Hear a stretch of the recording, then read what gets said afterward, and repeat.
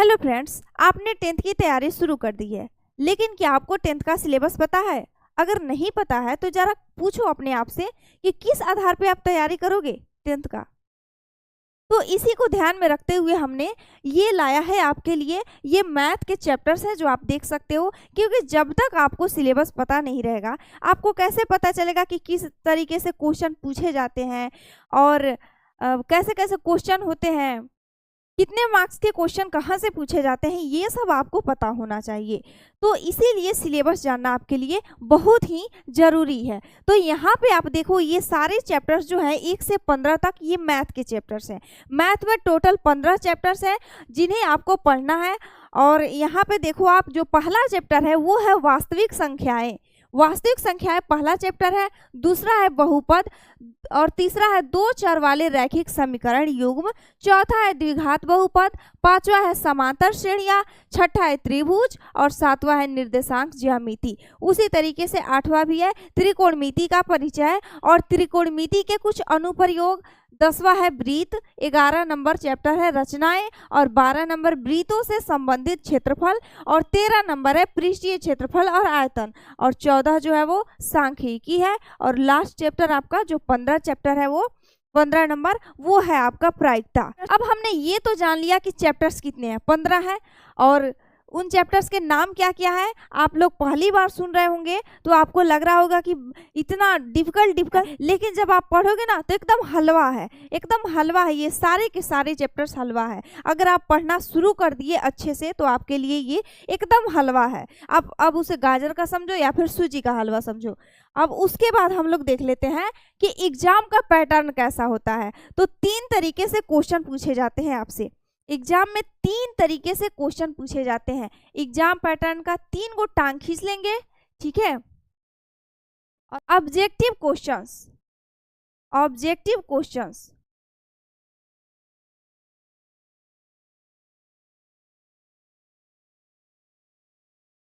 जिसको हिंदी में बोलते हैं वस्तुनिष्ठ प्रश्न, वस्तुनिष्ठ प्रश्न,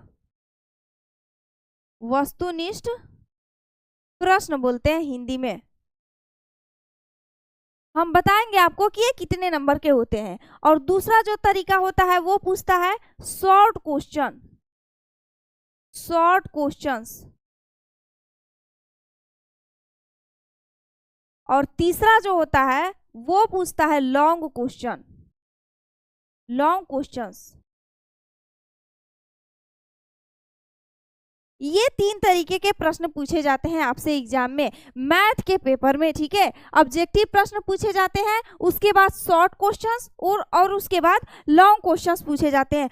जरा इसको खूब सुंदर बना देते हैं ताकि आप लोगों को देखने में कोई परेशानी ना हो। ये है आपके ऑब्जेक्टिव क्वेश्चंस जिसको हिंदी में वस्तुनिष्ठ प्रश्न बोलते हैं।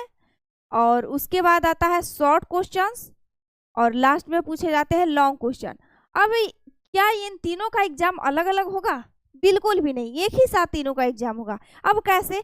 तो सबसे पहले आपको ऑब्जेक्टिव क्वेश्चंस दिए जाएंगे। 2021 से जब से कोरोना आया है, जब से कोरोना आया है तब से 2021 से और 2025 तक, 2021 से 2025 तक आपसे पूछे जाते हैं डबल क्वेश्चन, और जिसमें से आपको आधे प्रश्न के ही उत्तर देने होते हैं। कैसे डबल क्वेश्चन रहते हैं? तो जैसे यहाँ पे ऑब्जेक्टिव क्वेश्चंस आपसे पूछे जाते हैं 100 और बनाने रहते हैं आपको मात्र 50 बनाने रहते हैं, इसका आधा बनाना रहता है आपको। और शॉर्ट क्वेश्चन पूछे जाते हैं 30 जिसमें से आपको मात्र 15 बनाने होते हैं। ठीक वैसे ही लॉन्ग क्वेश्चन की संख्या होती है 8 जिसमें से आपको 4 ही बनाने होते हैं। अब क्या है अंतर इस ऑब्जेक्टिव क्वेश्चन में, शॉर्ट क्वेश्चन में और लॉन्ग क्वेश्चन में? तो जो ऑब्जेक्टिव क्वेश्चन होता है वो 1 नंबर का होता है, 1 अंक के ऑब्जेक्टिव क्वेश्चंस पूछे जाते हैं आपसे, 1 अंक। और जो शॉर्ट क्वेश्चन होते हैं इसको बोलते हैं लघु उत्तरीय प्रश्न, लघु उत्तरीय।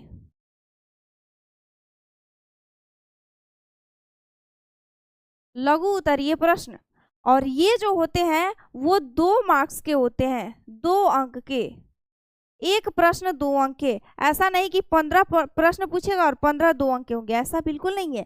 यहाँ पे एक प्रश्न 1 अंक के और यहाँ पे एक प्रश्न 2 अंक के होंगे। और इसमें जो होगा लॉन्ग क्वेश्चन में, वो एक क्वेश्चन जो होगा आपका, एक क्वेश्चन वो होगा 5 अंक का, 5 अंक का एक क्वेश्चन होगा आपका। क्लियर?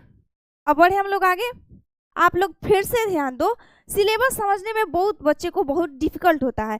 कुछ नहीं है, यहाँ पे 3 तरीके से आपसे प्रश्न किए जाते हैं मैथ के एग्जाम में। पहला तो आपसे जैसे आपसे पूछा जाता है हाँ या ना में जवाब दो, ठीक वैसे ही होता है आपका वस्तुनिष्ठ प्रश्न। तो वहाँ पे आपका हाँ या ना में नहीं जवाब देना होता है, मात्र एक शब्द में आपको जवाब देना होता है। एक शब्द कहो तो या फिर एक लाइन कहो तो उसमें आपके 4 विकल्प होते हैं। जैसे एक क्वेश्चन आपसे पूछ दिया कि बताओ आपका नाम क्या है, और यहाँ पे दे देगा सीमा, दे देगा आरती, दे देगा पूजा, दे देगा कन्हैया, दे देगा कुछ भी, मतलब 4 को दे देगा, जिसमें से एक आपका नाम रहेगा। उस तरीके से पूछे जाते हैं। ठीक है, 4 विकल्प रहेंगे आपके और एक क्वेश्चन रहेगा, उसमें से आपको चुनना है कि आपका सही आंसर कौन सा है। ठीक है, तो ये होता है ऑब्जेक्टिव प्रश्न।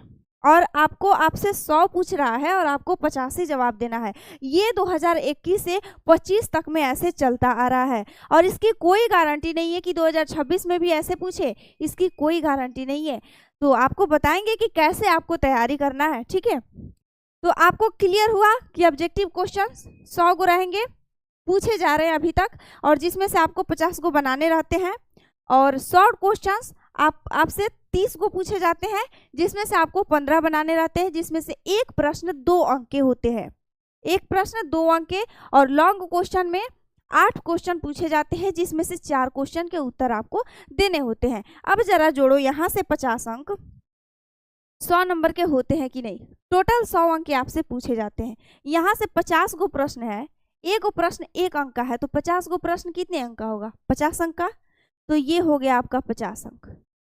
और यहाँ पे देखो, एक प्रश्न 2 अंक का है, तो 15 को प्रश्न कितने अंक का होगा? 30 अंक का। तो यहाँ से आ गया आपका 30। कितना होगा? 50 गो 30 गो कै गो होगा? 80 गो हुआ।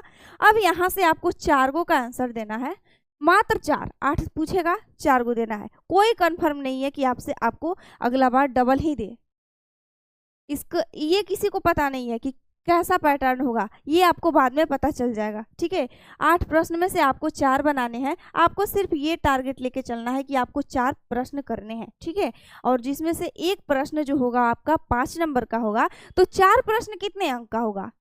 4 पचे 20, तो क्या हो जाएगा? ये हो जाएगा आपका 20 नंबर।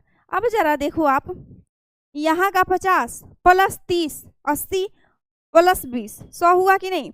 तो आपके टोटल जो मार्क्स हैं, मैथ के टोटल मार्क्स कितने होते हैं? टोटल 100 नंबर के पूछे जाते हैं। ठीक है, टोटल 100 नंबर के पेपर होते हैं आपके, 100 अंक के। और उसमें से आप जिस लेवल के पढ़ाई करोगे उस लेवल के नंबर आएंगे। हमारा टारगेट क्या रहेगा? हम आपको पूरे चैप्टर्स पढ़ाएंगे। ठीक है, पूरे चैप्टर मेरा है, मैं 4 सब्जेक्ट पढ़ाऊंगी आप लोग को, मैथ, हिंदी, संस्कृत और साइंस। तो टोटल 100 अंक होंगे। टोटल 100 अंक में ये आप पे डिपेंड करता है कि आप कितने लाते हो 100 में। ठीक है, हमारा टारगेट कितना है? हमारा टारगेट है 98 प्लस, 98 प्लस। जिसमें से जो इंटेलिजेंट होंगे तो वो तो कहीं से भी पढ़ के ला लेंगे, लेकिन कमज़ोर बच्चों पे मेरा फोकस ज़्यादा रहता है। ठीक है, तो ये हो गया आपका, इतना क्लियर हो गया। उसके बाद हम लोग चले कि एग्जाम पैटर्न कैसे होता है। अभी तक में तो ऐसे ही पूछा जा रहा है, और जैसे ही अगर नया पैटर्न निकलता है तो आपको ज़रूर बताएंगे हम। ठीक है, तो अगला हम लोग चलते हैं, तैयारी कैसे करना है आपको। तो आपको जो तैयारी करना है वो 15 चैप्टर है ना, 1 से 15 चैप्टर, आपको 15 चैप्टर को एकदम पूरा निचोड़ निकाल के जैसे हो उसको पूरा पढ़ जाना है आपको। ताकि अगर आपसे कहे कि हम तुमको 100 गो देंगे और 100 में से तुमको 100 गो बनाना है, एक भी क्वेश्चन नहीं छोड़ना है, तो आपसे 100 में 100 बने। ठीक है, उस लेवल की तैयारी आपको करना है। आपको 50 गो ऑब्जेक्टिव दे देगा, कहेगा कि और 50 गो में 50 गो तुमको बनाना है ऑब्जेक्टिव। तो आपको तैयारी उस लेवल का करना है कि आपसे एक भी प्रश्न ना छूटे। ठीक है। अगर आप पुराना पैटर्न देखोगे कि आधा प्रश्न आपको करना है, तो उस हिसाब से अगर आप करोगे, तो अगर लास्ट में आपको पता चले कि वैसा पैटर्न है ही नहीं, तो क्या करोगे? तब तो टॉपर से हाथ धो बैठोगे ना। तो इसलिए आपको ये मन में नहीं पालना है कि भाई आधा ही तो बनाना है, हो जाएगा। ऐसा बिल्कुल भी गलतफहमी नहीं पालना है, ठीक है। आपको क्या करना है, तैयारी 15 चैप्टर का बहुत ही अच्छे से तैयारी करना है, एकदम निचोड़ निकाल के जो उसमें जो जो दिया है सब आपको पढ़ जाना है। 1 साल समय कम नहीं होता है, ठीक है। अब ये था हमारा कि तैयारी कैसे करना है, तो तैयारी हमें पूरा करना है, ठीक है। और अगला जो है, अगला की बुक कौन कौन सा पढ़ना है, तो आपका सबसे मेन बुक जो है वो एनसीईआरटी है, एनसीईआरटी, ठीक है। ये आपका मेन बुक है, इसके अलावा आपको कुछ नहीं पढ़ना है। और एक होता है प्रैक्टिस के लिए, तो उसके लिए आपको क्वेश्चन बैंक बनाने हैं। क्वेश्चन बैंक, अब आप लोग नाम सुन रहे होंगे इसका पहली बार।